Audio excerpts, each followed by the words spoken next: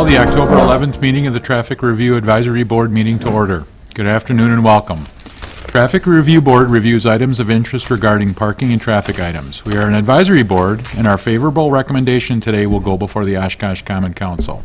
The council can accept or reject any recommendation from this board. If you don't agree with our decision, you can discuss the item with any council member. If the board does not recommend an item, a council member may sponsor a new ordinance regarding this item. All items require 2 readings before the Common Council. The first reading will take place on Tuesday, October 25th at 6 p.m., and you'll be able to comment on the item at that time, though the council will take no action. On Tuesday, November 8th at 6 p.m., the item will be on a second reading, at which time the council will take action. You will again be allowed to speak. For this afternoon's meeting, I will read each agenda item, at which time, if you'd like to speak, please step up to the podium, give your name and address at that time. I do ask that you keep your comments pertinent to the agenda item. The item will then come back to the board for discussion and action. Will you please call the roll? Becker? Here. Christensen? Haas? Here. Ross? Here. Oh. No, not. Szynski? Here. Stefanik? Here. Juan Schneider? Here. First item on this afternoon's agenda is approval of minutes. For a second. Second. Discussion. Comments. Seeing none, call the roll. Becker? Aye. Haas? Aye. Szynski? Aye. Stefanik? Aye. Juan Schneider? Aye. Carried 5-0. Public comment. This board has adopted a public participation policy which provides 15 minutes for general public comment on a first-come, first-served basis.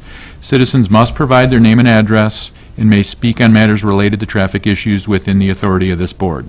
Statements should be addressed to the board members and not to city staff or other persons. Items that are on the agenda should be addressed at the time the item is read and not during the period for public comment. Statements are limited to 3 minutes, and citizens may only provide comment one time unless special permission is granted by the board. Are there anyone, or is there anyone wishing to avail themselves of that opportunity? Seeing none, we will move on to new business. First item of new business, a request for 1-hour parking on the east side of North Eagle Street from Porter Avenue to 222 feet south from 8 a.m. to 4 p.m. on school days. Current condition, no parking east side from Southland Ave to Rush Ave from 8 a.m. to 4 p.m. on school days. Okay, this is a request from the school liaison, Officer Moss, who's here, as well as the Oshkosh West administration, and they can probably speak to it. But what they're looking at options to reconfigure their visitor entrance, to move visitor traffic basically out onto Eagle, and I guess they could probably talk about it a little more if either you wanted to elaborate. I'll pull up a picture there. Yeah. Run some maps along to help you understand the inside layout of the school a little better. Thank you. What we're trying to accomplish here.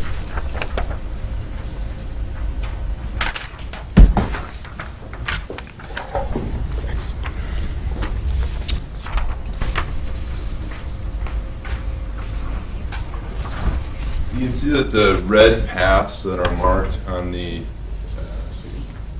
diagram show the current entry paths to the school. There's one that we refer to as door 1 and the other one that we refer to as door 24. And those current entry paths are very lengthy for our visitors. They're a little confusing as to how to get to the main office, student services, the school bank, the school store, which are popular hotspots, as well as the conference room. It was brought up in a school security assessment last year and was also observed by myself during the course of the last year at the school that it's concerning that the visitors are transversing those educational areas, causing noise in the hallways, but they're also not monitored, and that's probably our biggest concern. So part of when we looked at what our options were, one solution was to reorient the visitor entrance back to door 38, which is the entrance off of Eagle Street, and that's historically where the entrance was originally. And it does a couple things for us. The first one is that it reduces the path of travel by over 100 feet from the next closest entrance, which would be door 1. It also avoids the instructional areas with the exception of 2 or 3 classrooms, which is a great reduction. The third thing that it does is that there's a paraprofessional employed by the district that monitors the door. There's security cameras at the doors. The paraprofessional grants access, signs the visitor in, provides them a visitor ID badge, and directs them to where they want to go. With that paraprofessional sitting inside of door 38, they will have a line of sight basically to the intersection where the office is. And the visitors will have to go right, and the office is right there. There's a big bank of windows that the office ladies can see out into the hallway. If they happen to turn left, my office happens to be right there. So I have a big bank of windows, and I would see them. So from a school security standpoint, it helps us because our visitors can be visually monitored basically the whole way to the office, and that distance is reduced. Visitors that want to go to the school store or the school bank, those two places are right, you can't really see them identified, but between C27 and C29, that's where those locations are. So all of our visitors, generally speaking, go to the school store, the school bank, the offices, or the conference room, which are all located in that area. Also, what it does for us is it reorients the physical address with our visitor entrance. So previously, we've had visitors that have put in 375 North Eagle Street in their GPS. They get to the school, they find a place to park, they go to the doors that appear to be the entry doors because there's 4 banks of doors and a marquee out front, and those doors are locked and they can't get in the school. And the actual entrance is on the other side of the building, which is frustrating to some visitors. So in order to accomplish these goals, we would need to provide some ability for visitors to park in a short-term capacity near the school. And we realize that on the west side of Eagle Street is a fire protection zone and not something that we would even suggest because we need fire apparatus to be able to park there in the event of an emergency. But the other side of the street, our neighbors across the street, are a church and an attached parsonage. And we talked to the pastor over at the church to discuss this proposition with him and see what his input was. And he said that he would be in support of it because those parking spaces could be used for the church as well during the daytime hours that they would be open. And currently all of their staff, they have an attached parking lot. So visitors to their church can go in the back parking lot. But they said perhaps, visitors to the church could use those spots as well. And so he had no objection whatsoever. Those are the goals, basically, what we're trying to accomplish. The map outlines them a little bit, and we would ask that the board consider approving that. Does anyone have any questions for the officer? Ross? Are these, this section going to be labeled as far as visitor parking or anything of that nature? What we would ask is that they be short-term parking stalls, that they be limited to 1 hour. We don't want students parking in there. That's not our intent. And Well, so, they're not visitors. right, and so if we limit it, I don't know, we're not specifically requesting it to be posted visitor parking because it's on the street. Yeah. It might not, I don't know if there's any other similar parking regulations that include that language. We don't care one way or the other what the signage reflects. We did not want to go, there's some other spots down the road that are 4-hour, and we did not want, or we're not asking for a 4-hour block of time for fear that students would then park there and it would tie up the spaces that we're intending for visitors. So that was our thinking. But yeah, whether it's labeled visitors or just 1-hour parking, we're not asking that the stalls be dedicated in any way to West High School. Certainly the church, our neighbor, can use those, and we're not asking for something like that.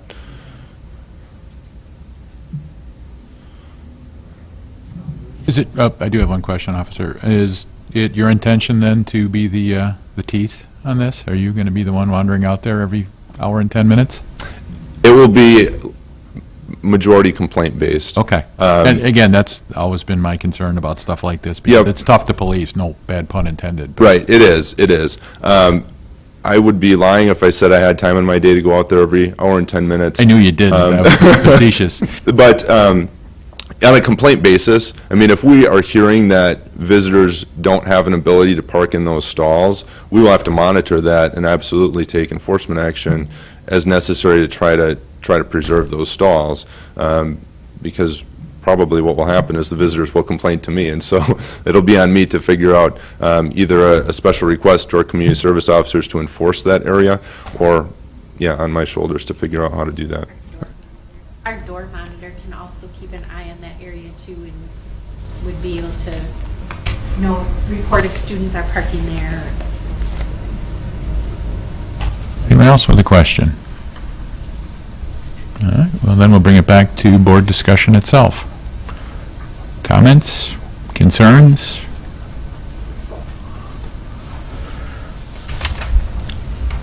No? Still looking for a second. By the way. Last call for comments or concerns. All right, again, seeing none, please call the roll. Becker? Aye. Haas? Aye. Kuzinski? Aye. Stefanik? Aye. Wunschneider? Aye. Carried 5-0. Item number 2 under new business, the request for a mid-block crosswalk on Pearl Avenue between the UWO Golf Athletic Complex and the Environmental Research and Innovation Center. Current condition, no crossing. Okay, this is a request from the university, and we have Kevin and Joanne here from the university that can help explain the issue, but they're planning on constructing a sidewalk. It's in this general area from where Golf Sports parking lot is, so just right around here across to get to their Environmental Research and Innovative Center, and then they were going to construct a path that goes to that center. In conjunction with that, they are asking for a mid-block crossing. So this would be something that wouldn't have to go to council, but generally we bring this to the Traffic Review Board for consideration. And some of the guidelines we use are pedestrian volume of minimum of 50 a day, which would be in a college. I don't see that necessarily being an issue. No crossing within 180 feet. So there is one towards the student rec center, but it's, I think I measured it was like 600 feet or something like that. It's quite a ways. And then the vehicle volume of 4,000 per day, and it looks like we're around 5,000 right now. And then vehicle speed, which obviously it's 25 through there now. So I don't know if, Kevin, if you wanted to explain a little more what you're planning on doing.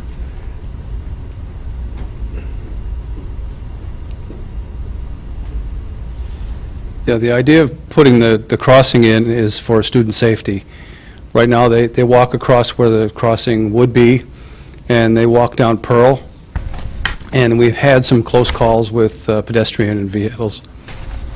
And in the winter, of course, they'll walk down the street versus walking over a plowed pile of snow. Right there in the picture, between on the left-hand side, between the curb and the sign, this is where the sidewalk would come down, and it would sweep to the right, and then cross right there where the arrow is, right into the grass between that tree and the parking lot. And the Innovation Center is behind the trees there. And it is quite a volume of students at times as classes pass, and they'll come across in groups of 12 to 15 at a time for classes. And if we can get them across the street and into the yard, down the sidewalk, and off the street as soon as possible, it's a safety factor for all. Do you have any questions? I do. At this point, you're merely asking for a painted crosswalk, no additional signage, no... That's correct. Okay. Yes, we plan on putting the two curb ramps in and paint it. All right, and that was going to be my follow-up question. The university is going to bear the expense for the Yes. modifications. Is there any prediction on what this is going to look like in the future from a volume perspective? I mean, is there at some point in your estimation a necessity for a lighted crosswalk, a traffic signal at that location? Obviously, there's one mid-block. Don't anticipate a Elbow. need for any lights Okay. or any traffic control there whatsoever. Okay, all right. Any other questions? I do. At this point, you're merely asking for a painted crosswalk, no additional signage, no... Yes. Okay. All right. And just to clarify, we do mark, if we mark the crosswalk, we do sign it. Right, but I mean, aside from, Right, just a you know, standard high-intensity signage. beacon or anything Yeah, it's else, not yeah. gonna Don't need a second. Any other questions, comments, concerns? Again, seeing none, please call the roll. Becker. Aye. Haas. Aye. Kuzinski. Aye. Stefanik. Aye. Weinschneider. Aye. Carried 5-0. Which brings us to staff statements, the first of them being the Jackson, New York intersection.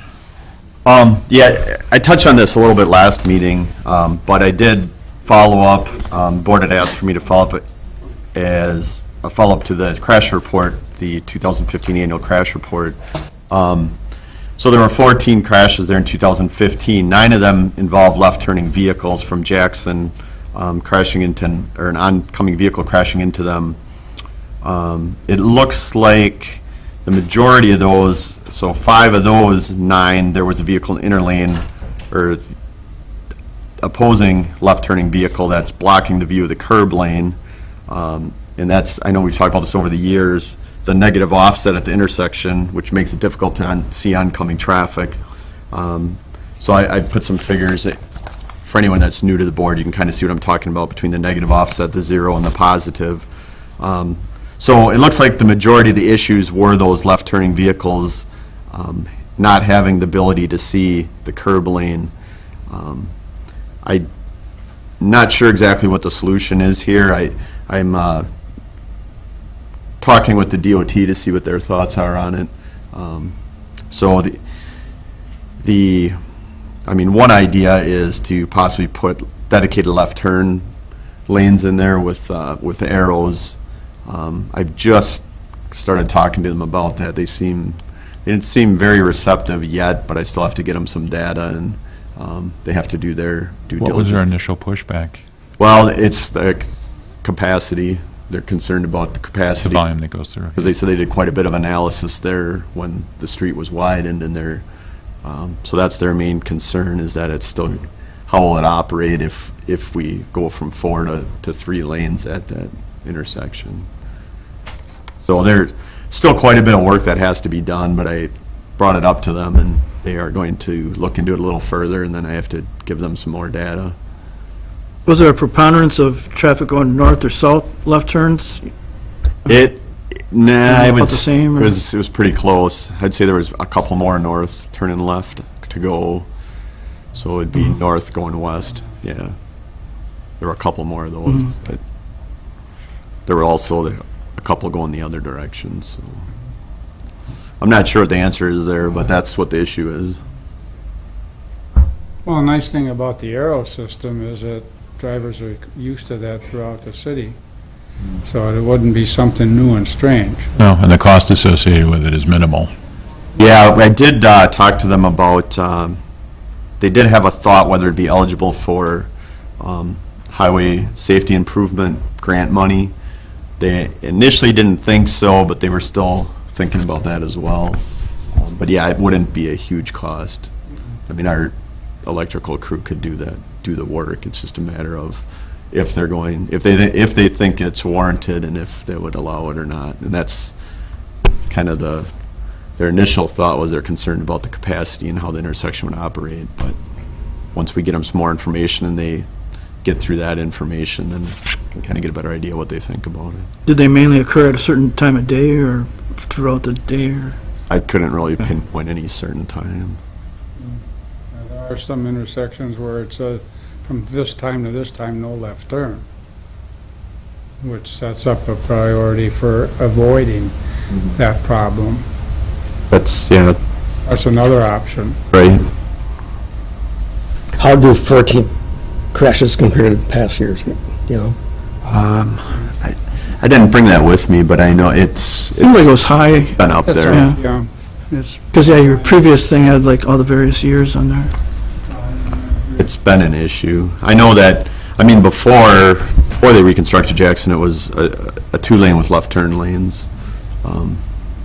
So that'd be interesting. That's something I probably should look at and see what it was prior to that, when they did have left turn lanes. But it isn't unheard of. I mean, we have Napa 9th, we have where, you know, the center lane turns into left turn lane, so you drop a lane at the intersection, it becomes a straightened through.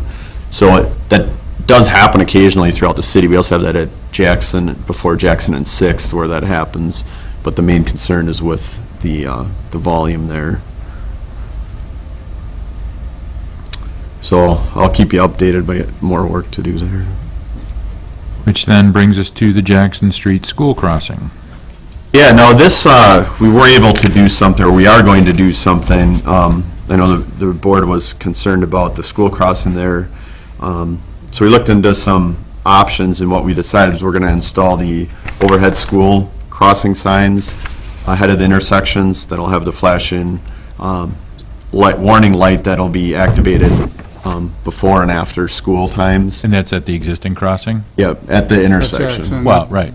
Right. Okay. And is that able to be done before snow flies? That's what we're planning on right now. We got the bases in a few weeks ago, so now it's just a matter of the city electrical crew fitting it into their schedule. We're kind of at crunch time with a number of construction projects, so they're tied up for a couple of weeks, but that's the goal. Okay.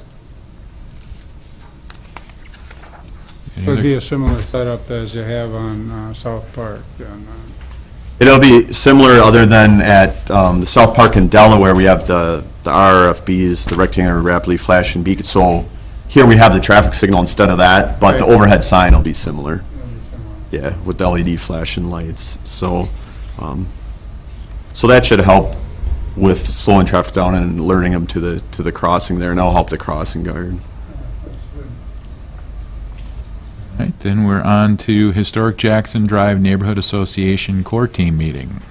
Yeah, I just wanted to update you. I had met with the Neighborhood Association, and you know, we went over some of the information that we previously did with the road diets and that, but they just asked for some information on speed limits.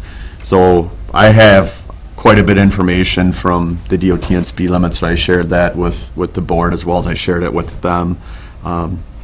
So just kind of it's more just reference. If you ever get asked, you know, how speed limits are set, it's generally set at the 85th percentile, which the thinking of that is you want to set speed limits at the speed that about 75% of vehicles are traveling, and then it leaves the other 15% for law enforcement to rein in, which is achievable.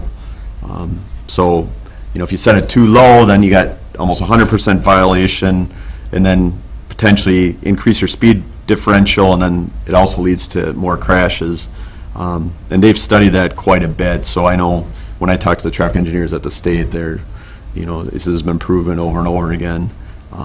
So anyway, I just included some information that you might be interested in that talks about how speed limits are set and why. You know, and I appreciate all of this information, Jim, and I actually got it the day before I had the opportunity to interact with not a Winnebago County Sheriff's Department representative, but one from another county. And they shared with me that again, I'll narrow the scope a little bit, but he doesn't give tickets until someone's at 16 or plus on the speed limit, which obviously their enforcement out on county highways and, you know, outside city limits. But it just puts into play the fact that, I mean, if that's the same methodology that's being used here in Oshkosh, and I'm not saying it is, because I don't know the answer, but that puts public safety at risk if they're going to that extreme. No, I know for a fact. Well, I know it's not. I was, again, being facetious, but you get my point, that there's got to be a more reasonable line drawn in the sand from my perspective. I know what the previous police chiefs where he was at, but I'm not gonna. I don't want to give that. No. I'm not suggesting you do, because it's a lot lower than that. Right. But the point being is, in a lot of those cases, if you provide an inch, they'll take a foot. Sure. Ultimately. Yeah, and I know they've done. In this particular case on Jackson Street, I know they've done obviously a lot of enforcement over the last year or two, and You know, they shared, I know the sergeant that works that area shared some of that information on, you know, what the speed differentials are where they issued tickets versus not. But it's obviously always up to the officer's discretion based on, you know, what the circumstances are. Well, it's a particularly concerning area of town just because we do have Merrill right there. I mean, yep, the athletic field, not that they're used anymore, but at one time, obviously, the tennis courts were there. Are they? Come back. Okay, well, again, but there's a lot of pedestrian traffic along Jackson and those side streets that, you know, obviously, your ability to react, reaction time, braking distance, all that stuff, from, you know, arguably, in some cases, I've seen reports of 40-plus, close to 45 miles an hour on Jackson, is a whole lot greater than it is speed limit, so. Well, what concerns me is the fact that 85th percentile warrants a change in the speed, and I don't advocate 25. But I feel that we're catering to the drivers of cars, the human factor, by giving up on enforcement when we allow them to drive at 85 percentile over. So now we raise the speed limit. And we know that doesn't work in the long run. What happened Vicious on circle. 41 Yeah. when they went to 70, there's cars going 80. When do you keep adding to the speed limit when the 85th percentile? No, that's- Where does it stop? The 85th percentile, what that is it's, when you're setting speed limits, that's the national and the state standard for when you design a roadway and when you're looking at what is the appropriate speed limit. Generally, the thinking is that a reasonable average driver, which 85%, you know, of drivers generally are driving at what they feel is a safe and reasonable speed. So that's where they recommend setting the speed limit.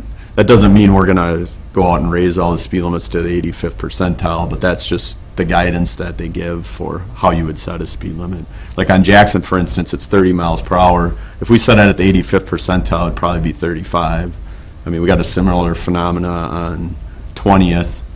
If we set that at the 85th percentile, it'd probably be 35, but it's only 30 right now. Well, it depends on where you are. In front of my Right. establishment, I've seen cars go by in excess of 45 in Right.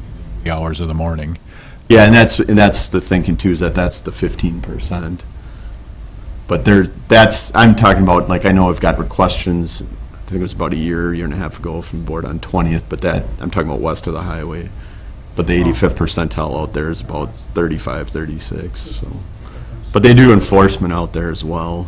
But you take, I mean, this is just guidance, you take that into consideration along with other things, like on 20th you have Traeger there and other things, and there's residents, so, you know, it justifies 30 versus 35, or the same thing on Jackson, because like you said, with the school and everything, even though maybe you could make an argument for it at 35, it's at 30 for a reason.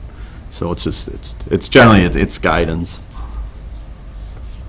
But if it increases again, is it still a possibility of going to 40 then? Because that's the majority of people that are driving what they think is safe at that advanced speed. That's the question. I mean, they finally decided that the people going 80 in the 70-mile zone, and this is what happens, that the state's going to start, you know, stepping on drivers. Right, and that's where it becomes an enforcement issue. This is, yeah, and so it becomes an enforcement issue, which puts the pressure on the police department. Yeah, generally, I mean, with any traffic situation, I mean, you have the 3 E's. So you have engineering, you have education, and you have enforcement. So, you know, it starts with how the road was designed and engineered, and you obviously engineer it to a certain way, and then you got to educate the drivers. Ultimately, it's up to enforcement and to enforce, you know, those policies. We're not doing a good job of informing the drivers. That's the problem. I think the whole thing goes back to municipal court. Well, that's a good segue, because there's a workshop on that at I 5 know. PM right after this. That's why I put it in. I think So- if we want to improve our enforcement, and the police can do a better job because it's going to be backed up with a higher percentage of results, we're going to get the driver factor under control. Because you can name a lot of little towns and cities in the area that you better go what it says because you're going to get nailed. And this is what's lacking, I think, in Oshkosh right now. The importance of a municipal court is obvious. Agenda items for the next meeting. Yeah. There's a long span between Hobbs Street on the north and the New York intersection on the south without any marked crosswalks. And you do have pedestrian volume with school kids and the athletic field, wherever it's at now. Are you talking across Jackson? Across Jackson. Okay. There's one supposedly on Hobbs. It's not painted on the road, and so it kind of gets missed as people slingshot out of the roundabout. And from New York north, there's a long span. I think we should consider a couple of areas painted and signage, even if there's no lights, to designate crosswalk. The one at Hobbs is painted. That's the one that's just, Just out yeah, it's just south of south, the roundabout. south of the Yeah, that road. one's signed and, Okay, but from there down in Jackson, or New York, Right. that's a long span. And I think we have to designate. yeah, I know that, and that's something that we talked about with Something. the neighborhood association as well. I mean, Yes.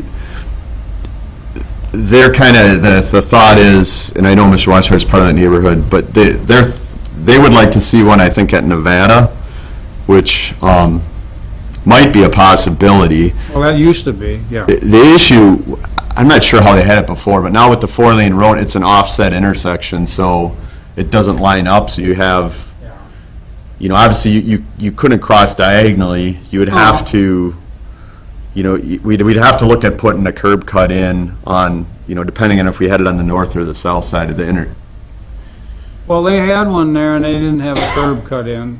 I mean, that doesn't mean it shouldn't be. Right. But we've got pictures from, That could have been, that probably was pre-ADA with, oh, yeah. EDA, Yeah. Oh, yeah. yeah, with ADA, if you do an improvement, then you have to make it sure, up to ADA code, so, right. I mean, that's something we could look at. Yeah, I think we gotta look into it because that's a long span. You got a lot of Merrill kids on the west side and even some high school students. They cut across to get to Wisconsin and then up. Anyone else with a future agenda item? Do you have any update on the studies that were going on about the corridors of the city that was going to impact, like putting Ninth on a road diet or not? Yeah, I know that, I don't have a current update. I know that we had met with the planning team about, it was probably a month and a half ago, or with consultants that were doing the study. But I assume they're working through their research. I haven't heard anything recently on it. Anyone else? Well, I had a lady on Jackson Street drop off an article that I wanted to just share with the board here and give you a copy so that at your leisure you take some time to read it. It's new thinking on traffic and traffic flow.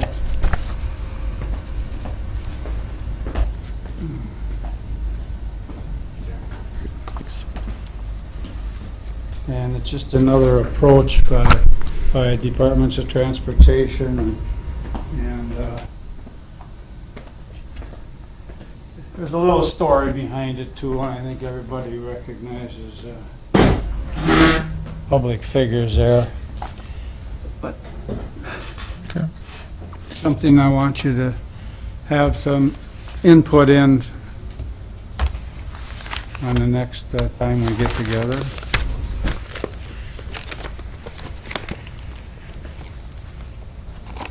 Anyone else? I will entertain a motion to adjourn.